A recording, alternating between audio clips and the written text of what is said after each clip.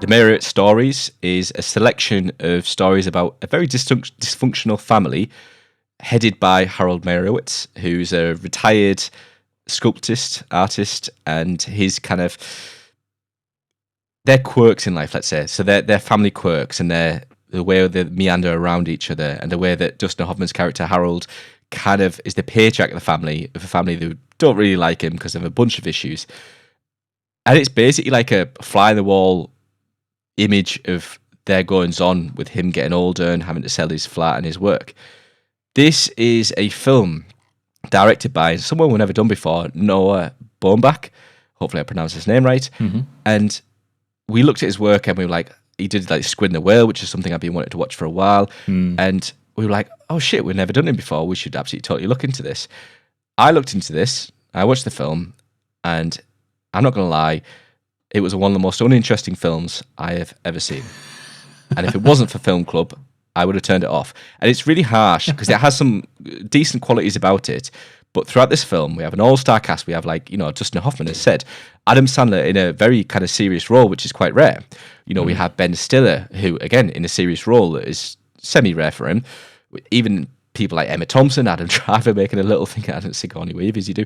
So we have, like, quite a decent cast about it. And yet this film, and it's still written by Noah Baumbach, who, by the way, has worked with Wes Anderson and other films as well. So it's not like he's a bad writer at all. But for something about this film just absolutely did not click with me. And I sat there and I'm really sorry, in pure boredom for 2 hours thinking, what the fuck am I doing in my life? I text my mate.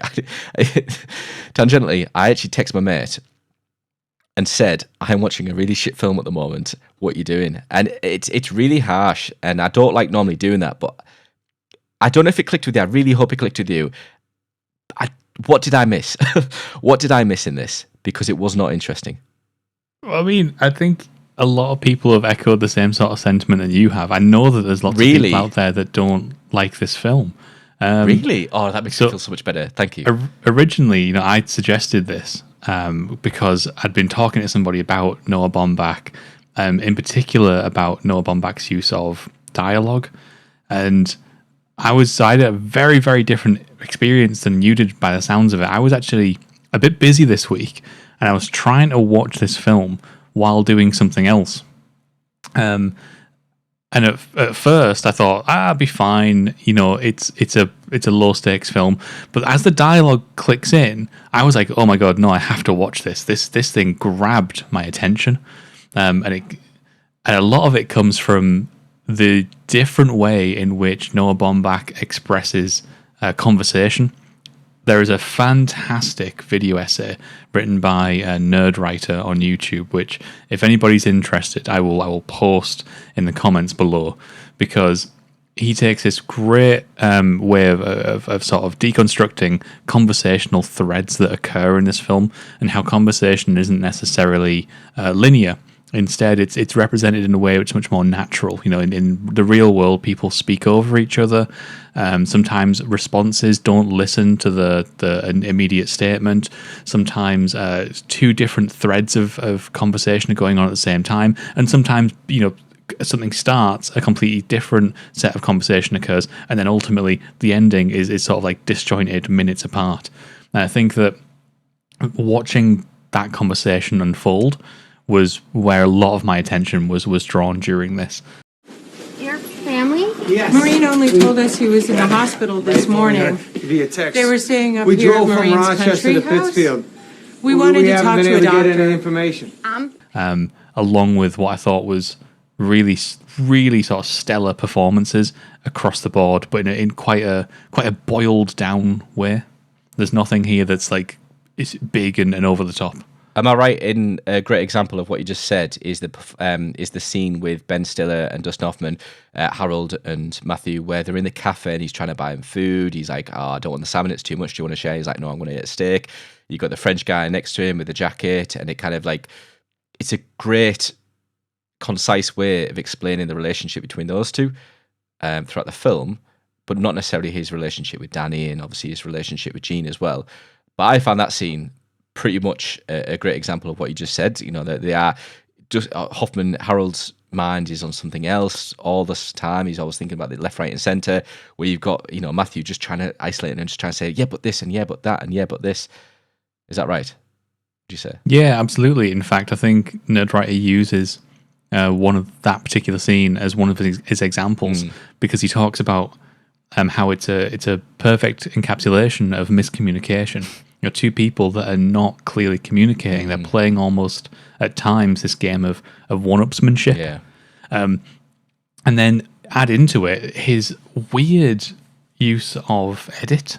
Like sometimes you find yourself sort of falling in and out of like montage. Like the first third has this gorgeous moment where Adam Sandler and Dustin Hoffman share this like father-son bonding montage moment, which I think is a great sort of way of establishing, why Adam Sandler basically kind of gave up his life. And I think for me, the encapsulation of like the writing is what does it. Slice of Life lives and dies on strong writing. And I think Slice of Life, when it becomes too plot heavy, starts to fall down for me. And I think that the nuance in this is something that can be lost quite easily. Like one of my favorite moments is when Adam Sandler mentions that Dustin Hoffman has spent his whole life waiting for his life to begin. Oh, that's great. My dad was worried. Yeah, he's better health-wise. Otherwise, he's the same. Sometimes they're just the same, aren't they? Yeah, he's still waiting for his life to begin. I don't get that from Dustin Hoffman at all. I think that their dad didn't spend his life waiting for his life to live. What he's actually saying is he's echoing his own fears about his own life. He never got out from under his dad. He never went and worked. And the whole expression at the end of eventually throwing down that plate and demanding that he's leaving and he's going to go off and visit Ben Stiller, like that is his final expression of he was the one that was actually worried about waiting for his life to begin, and then it finally for him it is. Really interesting because Jennifer Lane was the editor of this film, and I don't know, I think it was more of a director's choice because from what I've seen of Jennifer Lane's other work is like Manchester by the Sea, which many of you seen and we absolutely love. I've gone on again with the same director to do Marriage Story, going to do a few other films as well, Hereditary, who not really kind of been renowned for their odd editing, let's say, but absolutely the editing caught me out, and I was there just thinking, what the fuck?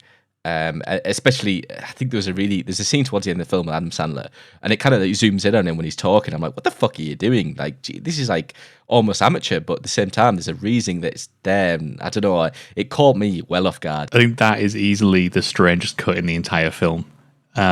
When we're cutting close into that mouth and that little tiny whisper of like, him was it apologizing to his dad or saying that he forgives him. That absolute tiny microscopic nature of it is strange. I gotta say, obviously we mentioned earlier across the board, I think Adam Sandler and Ben Stiller are doing really, really small, intricate performances, which is very, very unusual for him. I think that Dustin Hoffman is giving a brilliantly unusual performance, especially given that he spends half the film, in the hospital not performing. The sections that he is in, he is seen commanding, and I think that's really important given that he also dominates, the lives of these two people. And we, in Film Club, we haven't seen Dustin Hoffman since we did The Graduate. I was going to say last time that, The Graduate, absolutely right, yeah. That's really important that he nailed that. And of course, Emma Thompson as well. Emma Thompson's quite subtle in this film, which is really, I didn't really believe it was her at the start. I had to look again and pause and that she's in her face. And I was like, oh shit, it is. No, absolutely. I don't think this is Adam Sandler's strongest performance. I feel like there's a bit of his mannerisms coming in when he gets angry and he's like, for Christ's sake, Andy, the start of the film is chaotic. It's absolutely chaotic. You're in New York City going, what are you beeping at? And it's Sandler's kind of aggression, the characteristic typecast aggression coming through. And don't get me wrong, it's not to deter from the rest of his performance, because the rest of the performance is really good, especially that breakdown when he's on the drugs towards the end, towards Ben Stiller, is really good. However, there's that little bit of Happy Gilmore inside of him that I'm getting a bit rattled at because I'm sick of seeing that kind of Sandler. But it's fucking chaotic, this film. The whole film is chaotic. But 100% Ben Stiller's performance is, again, a bit Stiller, a bit kind of quirky, let's say, but it does have elements of his seriousness, something you might see in like The Secret Life of Walter Mitty. Something that he progresses really well throughout the film. And again, to utilize that scene where they have that heart-to-heart with each other, where Sandler's character, what's Danny's on drugs, and Matthew's just kind of like, at the start, he's like very, no, I did believe you. But then later on, the drugs are kicking in, and he's just a bit like crying, he's having more of a heart attack. Goes, but you don't believe me. And every time I see you, it's... you remind me of how much of a failure I am. Then you can see Matthew just getting a bit irate, thinking we need to do this fucking speech, piss off. But what there are solace to this. There are good things to this film. And what was really interesting after is where you had that absolute mirror of that scene where Matthew's actually talking about the sculpture, which is Matthew, and he kind of breaks down and he's just like, oh shit, I'm sold all his collection, I've done all this. Danny comes in to save him, doesn't really do the best speech at all, but he kind of takes charge, and it's a complete mirror of that scene. And then that lovely little bit at the end where Matthew's talking to his dad about the statue of Matthew, and his dad's like, well, actually, that was before you were born. It probably should be called Danny. Really cool. I think the ending did this film some justice. The first 2/3, not necessarily so. I can't believe as well, I've just listened to a bunch of the performers who didn't list Elizabeth Marvel as Jean. And obviously the ongoing gag being that Jean gets forgotten all the time. I'm so sorry. She's fantastic, playing like a slightly more unusual character for her, much more meek and quiet character. Yeah. I do also want to give a nod because I think it's just hilarious that is it Grace Van Patten, who is Adam Sandler's daughter in this, who keeps sending him the awkwardly pornographic first short films that she's making, and the look on Adam Sandler's face as he has to awkwardly like watch this thing, but he knows he has to be supportive, but it's got his daughter being nude in it. It's just so funny. I think it's towards the end of the film where his sister Jean's in it, and he's going, Jean, you were fantastic. He's like really trying to see like the good parts of the film. Yeah. And there's like she's having like sex with a fox or something. So he was like, what the fuck? Honestly, that tickled me. And the other part as well, Adam Driver, the little kind of like cameo of Adam Driver. Adam Driver's fantastic. Fuck me. It was like this whole. I mean, I've seen the guy mainly in Star Wars. So I just saw this kind of like, yeah, I've got these drugs. This one brings you down. This one brings you up. And he's like hugs him at the end. I was taken aback by the hug. I thought, what the fuck's going on here? It was really cool.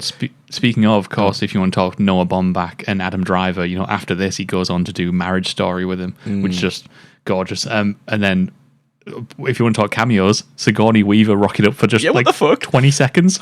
Yeah. Like honestly, that blew me away. It would be silly of me not, because there was some good things about this film. I said I did find it uninteresting. However, it was really held up by the music, and the music is by Randy Newman, who we know from Toy Story. We actually touched on a couple of weeks back with James and the Giant Peach. The score of this music is quite contemporary. It's quite normal, and it kind of see how it hides in the background and does its job. But for me, it was the most interesting thing in this film because it just pulled it through. It pulled scenes together and allowed scenes to speak for themselves, give the dialogue a place to be, but at the same time was there to enhance it. And I think that's a perfect example of a brilliant score. And obviously Randy Newman, being a legend that he is, an absolute veteran in the game, absolutely killed it. Really, really top marks to him. Yeah, that's actually a really interesting point, because I think there's those moments of montage, like I mentioned earlier, the one where it's the bonding scene, but also my head immediately goes to that sort of mid-film montage where they're having conversations with the doctors about what they're going to do with their father in the hospital, and they're having conversations about like end of life and stuff. And I thought I really appreciated the tone the music makes there, but also I love that not quite an intentional mislead, but more of a representation of real life where they're facing this unknown, they're having conversations about end of life, but ultimately he does come out of it and he is basically fine. And I think that's a really lovely way to represent the coming and going and the uncertainty of life. But anyway, there is the Meyerowitz stories. You can let us know in the comments below what you thought of the film. But Andy and I are going to be back once again next week, where it's time to take a look at Reign Over Me, which I believe to be one of Adam Sandler's best performances. Until then, get watching.